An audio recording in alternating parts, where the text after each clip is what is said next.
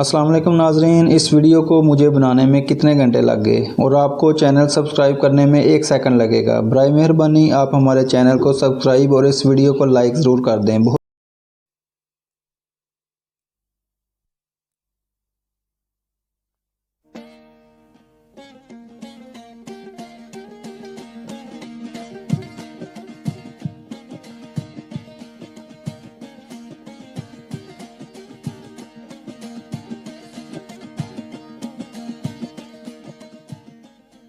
جس روز میں ڈیرہ غازی خان پہنچا مجھے معلوم نہیں تھا کہ شہر میں کس سے ملاقات ہوگی۔ مجھے فکر تھی کہ کون میرا میزبان اور کون رہنما ٹھہرے گا، اور تشویش تھی کہ رات قیام کہاں ہوگا۔ اسٹیشن پر اتر کر سب سے پہلے میری ملاقات سوچئے کس سے ہوئی ہوگی؟ وہی شخص جو گیٹ پر کھڑا مسافروں سے ٹکٹ لیا کرتا ہے۔ جو ہی میں نے بتایا کہ کون ہوں اور کہاں سے آیا ہوں، ٹکٹ کلکٹر صاحب نے اتنی گرم جوشی سے ہاتھ ملائے کہ ساری فکر دور اور ساری تشویش رفع ہو گئی۔ کہنے لگے، ڈیرہ غازی خان آنا مبارک ہو، ہم آپ کا خیر مقدم کرتے ہیں۔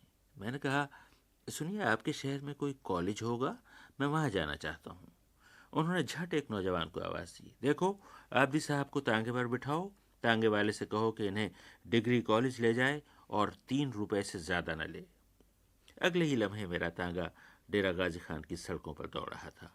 سرسبز شہر، اچھا خاصا نیا، کشادہ اور صاف ستھرا، نیچی عمارتیں، دکانیں ہی دکانیں، بڑھئی، کاریگر، ریڈیو ٹی وی کی مرمت والے، کمہار، ٹوکریوں اور ہاتھ کے پنکھوں والے، پنواڑی، ٹائپسٹ، فوٹو کاپی، فوٹوگرافر، غرض یہ کہ اس شہر میں ہر پیشے والے نظر آئے۔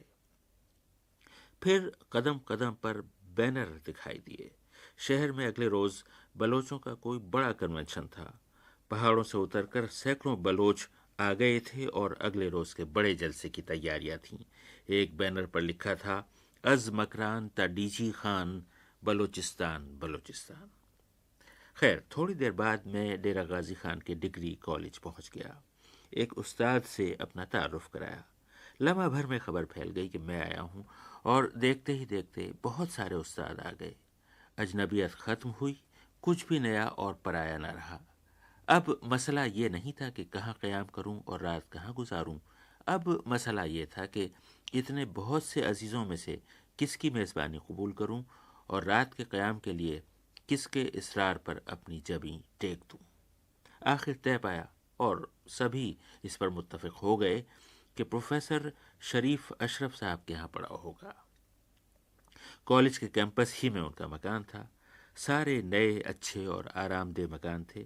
اکثر کے سامنے اسکوٹر اور کاریں کھڑی تھیں، کہیں کہیں ایئر کنڈیشنر لگے تھے، گھروں میں ٹیلی ویژن چل رہے تھے، اور نہائے دھوئے صاف ستھرے لوگ بھلے لگ رہے تھے۔ شریف اشرف صاحب کے مکان میں داخل ہوتے ہی برآمدے میں ایک انوکھی چیز دیکھی۔ ایک اتنی بڑی چارپائی، بلکہ پلنگ، جس پر 1-2 افراد نہیں، سارا کنبہ لیٹ رہے تب بھی جگہ بچ جائے۔ میں حیرت سے بولا، یہ کیا ہے؟ انہوں نے خوشی سے جواب دیا، ہماچی۔ میں نے کہا، اتنی بڑی؟ انہوں نے کہا، یہ تو چھوٹی ہے، ہماچی کہلاتی ہے، اس سے بھی بڑا ہماچا ہوتا ہے، اس پر تو پورا محلہ بیٹھ سکتا ہے۔ خیر، تو اس کی تفصیل آگے آئے گی۔ میں نے وہاں پہنچتے ہی فرمائش کی کہ شہر میں کچھ لوک گانے والے یا ساز بجانے والے ہوں تو ان کے پاس چلیں۔ انہوں نے کہا، جانے کی کیا ضرورت ہے، یہیں بلوائے لیتے ہیں۔ چنانچہ الغوزہ اور بینجو بجانے والے سازندوں کو پیغام بھجوا دیا گیا۔ جواب آیا کہ وہ ٹھیک 7 بجے پہنچ جائیں گے۔ 7 بجے، پھر 8، پھر 9، مگر سازندے نہیں آئے۔ اس وقت اتفاقاً کوئی گھر سے باہر نکلا تو دیکھا کہ سازندے گیٹ کے سامنے کھڑے ہیں۔ دروازے پر دستک دینا بد تہذیبی کی علامت ہوتا۔ وہ کھڑے انتظار کر رہے تھے کہ کوئی گھر سے باہر آئے تو اندر خبر کرائے کہ وہ آ گئے ہیں۔ ڈیرہ غازی خان کے ان باشندوں کو دیکھ کر میں گہری سوچ میں پڑ گیا، اور پھر جو اہل علم سے گفتگو ہوئی تو حال کھلا کہ 2 چیزوں نے ان لوگوں کے سارے رویے اور پورے طرز عمل پر بڑی گہری چھاپ لگائی ہے۔ ایک تو جاگیرداروں نے، دوسرے برساتی نالوں نے۔ جاگیرداری، تمنداری اور سرداری کے نظام نے ان لوگوں کو صدیوں ننگا بھوکا رکھا اور ان کی عزتوں کو ایڑی تلے روندا، اور برساتی نالوں یا آبپاشی کے رود کوہی نظام نے ان کی یہ حالت کر دی کہ بیٹھے آسمان کو تکا کرتے تھے، بادل آئیں گے، بارش برسے گی، پہاڑوں سے بہہ کر پانی میدانوں میں آئے گا، کھیت سیراب ہوں گے، تب کہیں جا کے فصل اگے گی۔ دریائے سندھ اس علاقے سے لگا لگا بہتا ہے، مگر یہ لوگ کہتے ہیں کہ دریا کا منہ زور پانی آبادی کم اور بربادی زیادہ کرتا ہے۔ چنانچہ پسماندگی اس علاقے کا مقدر بن گئی، اور ان لوگوں کی شہرت یہ ٹھہری کہ سست اور کاہل ہوتے ہیں، بڑے بڑے پلنگوں پر بیٹھے رات دن باتیں کیا کرتے ہیں اور قصے کہانیاں کہا کرتے ہیں۔ اس پسماندگی نے انہیں مذہب اور قدامت پرستی سے اور قریب کر دیا، اور اپنے دکھوں کے علاج ڈھونڈنے کے لیے وہ پیروں کے آستانوں اور فقیروں کے مزاروں پر جانے لگے۔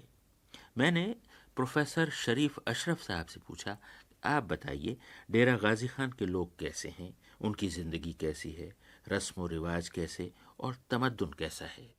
یہاں کے لوگ یہ پیروں اور فقیروں کے مزارات بہت زیادہ ہیں یہاں۔ توسا ہے، پیر عادل ہے، دائرہ دین پناہ ہے، سخی سرور ہے، خواجہ فرید ہیں کوٹ مٹھن کے۔ اس کے علاوہ چونکہ زرعی سماج ہے تو لوگوں میں میلے ٹھولوں کا شوق بہت زیادہ ہے۔ کچھ حد تک ان کی یہ درماندگی اقتصادی وہ آڑے آتی ہے، لیکن اس کے باوجود خصوصاً چیت کے موسم میں خاصے ان کے عوامی میلے ہوتے ہیں، اور وہاں یہ لوگ پوری جوش و خروش کے ساتھ وہاں حصہ لیتے ہیں۔ اور ان میں ان کے پرانے رواج تھے گسنی پکڑنا، ہاتھ کو پکڑ لیتے ہیں اور وہ زور آزمائی کرتے ہیں، ایک اپنی طرف کھینچ رہا ہوتا ہے دوسرا اپنی طرف، اسی طرح وہ بوجھ اٹھاتے ہیں پتھر کے بڑے بڑے بھاری، تو اس کو اٹھاتے ہیں، اچھالتے ہیں اوپر۔ پھر ان کی یہ کبڈی قسم کا ایک کھیل ہے جسے دودا یا بلاڑو کہتے ہیں، وہ ہے۔ ہمارے گاؤں میں مجھے یاد پڑتا ہے، میری عمر اتنی زیادہ لمبی نہیں، کہ قریب ہر رات ہر ایک گاؤں میں کوئی ایک وساخ کہتے ہیں جہاں لوگ اکٹھے ہوتے ہیں، رات کو حقہ پیتے ہیں، گفتگو کرتے ہیں مختلف مسائل پر۔ وہ یوں کہیے کہ ایک کلچرل سینٹر ہوتا ہے، وہاں قصے سناتے ہیں، مثالیں ہوتی ہیں مختلف قسم کی، اور وہاں مالش بھی ہو رہی ہے، گیت بھی گائے جا رہے ہیں، بگڑوں بھی سنائی جا رہی ہے۔ یہ مختلف ہمارے علاقے کی ہیں، مثلا بگڑوں، اور ایک کہتے ہیں لڑھاؤ۔ ایک مجھے یاد پڑتا ہے کہ جب ہم چھوٹے تھے تو ان دنوں یہاں ٹرانسپورٹ کا انتظام اتنا اچھا نہیں تھا، قافلے گزرا کرتے تھے اونٹوں کے، وہ جوار لادی ہوئی ہے، یہ تبادلہ ہوا کرتا تھا اجناس کا۔ دریا پار کے لوگ اس موسم میں جو شروع ہونے والا ہے جوار کی فصل لے جاتے تھے، اور جب ان کی گندم پکتی تو وہ واپس لے جاتے تھے۔ تو یہ جب قافلے آتے جاتے تھے تو وہ ایک خاص، اسے ہم مثلا سروں کے حوالے سے کہیں تو وہ پہاڑی کے قریب ہوتی تھی، اسے لڑھاؤ کہتے تھے وہ لوگ۔ اور اسی طرح وہاں شادی بیاہ کے موقع پر گیت ہوا کرتے تھے، سمی اسے کہتے تھے، اور گیت تھے، اور پھر اس کے بارے میں تھے، مثلا رود کوہی کے بارے میں گیت ہیں، فصل کاٹنے کے، جسے ہم لوگ گیت کہہ سکتے ہیں۔ اسی طرح یہاں ڈیرہ غازی خان سے ہم جب جایا کرتے تھے ملتان، اب تو یہ پل بن گیا ہے، پہلے یہاں سے سٹیمر چلا کرتا تھا، اور بالعموم ایسا ہوتا ہے کہ سٹیمر پھنس گیا ہے پانی میں، تو وہاں اس سٹیمر کو نکالنے کے لیے وہ مختلف بول گایا کرتے تھے، وہ بھی میرے ذہن میں محفوظ ہیں، عجیب و غریب قسم کے، خاصے ان سے ایک تحریک سی پیدا ہوتی تھی، اور وہ کامیاب ہو جاتے تھے اس سٹیمر کو نکالنے کے لیے۔ تو میں عرض کر رہا تھا کہ وہاں وہ کیا بول ہیں آپ دہرائیے ذرا۔ حیشہ آخر میں اس کا تھا، یہ رن آن لائن اسے آپ کہیں کہ گہرا پانی حیشہ، وہ حیشہ کا لفظ دراصل ان میں ایک رزمیہ آہنگ ایسا تھا کہ ان میں ایک تحریک پیدا کرتا تھا کام کرنے کی۔ پھر یہ ہے کہ جب مثلا رود کو ہی یہ نئے لگاتے تھے اپنے کھیتوں کو سیراب کرنے کے لیے، تو وہاں ان کے الو الا دمبو بھا بھلک، اب اس کی یہ کہاں سے یہ لفظ نکلے، اللہ اللہ کہا کرتے تھے، اور دم بہاو الحق، غالباً یہ ملتان کے جو پیر ہیں ان کے اثرات تھے یہاں پر۔ تو یہاں زندگی میں دینی اثرات، اور میں سمجھتا ہوں کہ وادی سندھ جس کا ایک حصہ اسے کہا جاتا ہے، اس کے قدیم ثقافتی اثرات کا گہرا رچاؤ ہے۔ رقص ان کے اپنے ہیں جنہیں کہتے ہیں یہ جھومر کہتے ہیں، بلوچی جھومر بھی ہے، علاقائی جھومر بھی ہے، اور اس میں وہ خوبصورت بڑا خاصا خوبصورت سامان پیدا کرتی ہے. وہ چھنکنے اسے کہتے ہیں, اور دوسرے ہوتے ہیں چمٹے, اور تیسرا وہ ہوتا ہے ساز ہوتے ہیں, ہاتھ میں باندھ لیتے ہیں, انہیں بجاتے ہیں, اس کے ساتھ ساتھ وہ رقص کرتے ہیں. خاصا مطلب وجداد آفرین قسم کا تاثر ہوتا ہے اس کا. اسی طرح جب وہ کنواں چلا رہے ہوتے, یا جب بھینسوں کو لے کر جاتے دریا کے علاقے میں چرانے کے لیے, تو ان کے بھی اپنے گیت اور اپنی آوازیں تھیں. تو اس علاقے کی اپنی ایک ثقافتی پہچان ہے, اور اس کو میں سمجھتا ہوں کہ محفوظ ہونا چاہیے. یہ محنت کش لوگ, یہ غریب لوگ زندگی کے ایسے کٹھن دن دیکھ چکے ہیں جب ان کا اناج جاگیردار چھین کر لے جاتے تھے. گوشت کے یہ متحمل نہیں ہو سکتے تھے, چنانچہ ان کی عمریں ساگ کھاتے کھاتے گزرتی تھیں, اور ساگ بھی شاید برساتی نالوں کے کنارے خود ہی اگاتا ہوگا. ڈسٹرکٹ اسپتال ڈیرہ غازی خان کے ڈینٹل سرجن نظام فرید صاحب نے اس پوری صورتحال کا نقشہ کھینچ دیا. میں نے ان سے پوچھا کہ اس علاقے میں ساگ کی مقبولیت کا کیا قصہ ہے. ساگ جی کننے کے اندر پکاتے ہیں, اور خواتین اس کو ڈوئی کے ساتھ گھوٹتی رہتی, اجازت ڈوئی کے ساتھ اس کو گھوٹتی رہتی ہیں. اور کیونکہ یہاں پہ سب سے سستی سبزی جو ہے ساگ ہی ہے, تو لوگ بعض اوقات جو ہے گندم کی بجائے ساگ سے ہی پیٹ بھرنا زیادہ افورڈ کر سکتے ہیں یہاں کے لوگ, سرائکی لوگ. تو اس وجہ سے ساگ بڑی محبت اور اہتمام سے کھایا جاتا ہے. ساگ اور دال یہاں کی بہت کامیاب ڈشز ہیں. میں حیران تھا کہ اس شہر کے باشندے گوشت نہیں کھاتے تھے. باتوں باتوں میں پتہ چلا کہ شہر والے سب کے سب کاریگر ہوتے تھے. ان کی عورتیں بھی کام کرتی تھیں, اتنا کام کہ کھانا پکانے کی فرصت نہیں ہوتی تھی, اور کھانا بازار سے آتا تھا.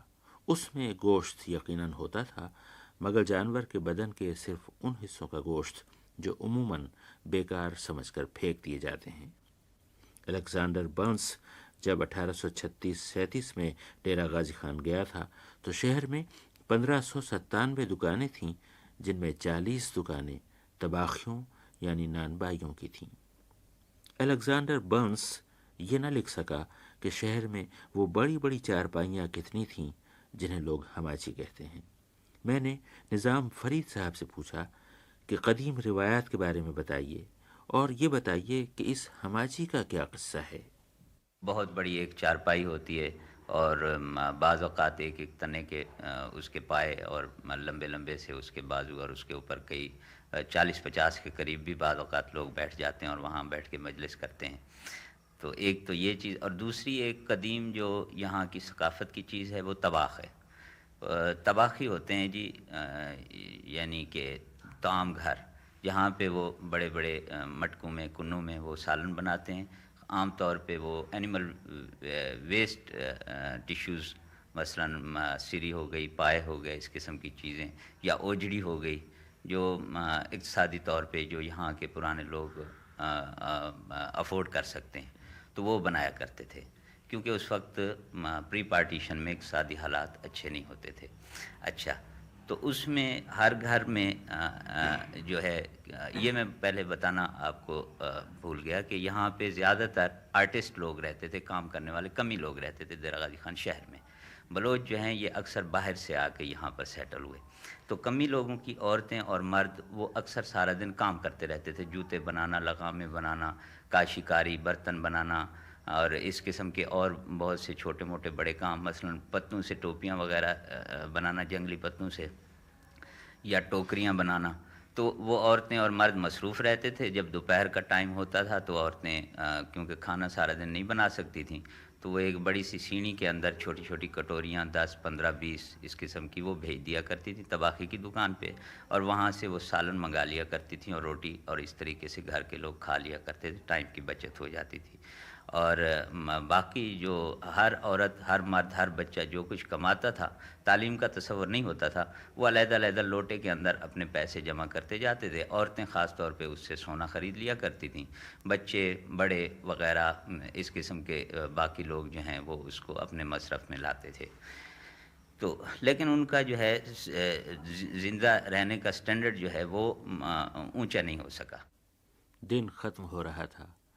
हमारी बातें भी अपने खात्मे को पहुंच रही थीं, मगर हमाची का जिक्र भी जारी था, वही बड़ी सी चारपाई जो शायद इन लोगों की तरक्की की राह में बड़ी सी दीवार साबित हुई। निज़ाम फरीद साहब।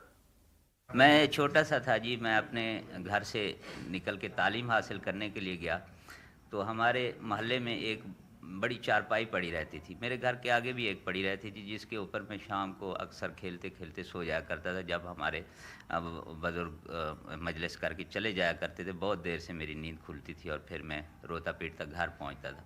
तो छोटा सा था तो मैं जब घर से निकला मुझे याद आता है, और 20 साल मुख्तलिफ 15-20 साल मुख्तलिफ इलाक़ों में तालीम हासिल करके इसमें दौरान में घर कभी कभी आता था। तो लंबे अरसे के बाद जब मैं घर आया तो आबदी साहब आप हैरान होंगे कि जिन लोगों को जिस हमाचे पे मैं 20 साल पहले वो धोती बांध के पेट निकाल के बैठा हुआ बिठा गया था, 20 साल के बाद जो आया वो लोग वहीं बैठे हुए वही बातें कर रहे थे जो 20 साल पहले बातें कर रहे थे। तो यानी 20 साल के अंदर उनके बाल तो सफ़ेद हो गए लेकिन उनकी लिविंग के अंदर और उनकी बातों के अंदर कोई फ़र्क नहीं आया। ये यहाँ के ख़ास, और ये सारा मेरा ख्याल है ये हमाची की मेहरबानी है कि उसने इन लोगों को इतना स्लो बना दिया और उनको जो है इन्होंने हमाची को अजीज़ रखा और अपनी जो है प्रोग्रेस को उन्होंने गंवा दी।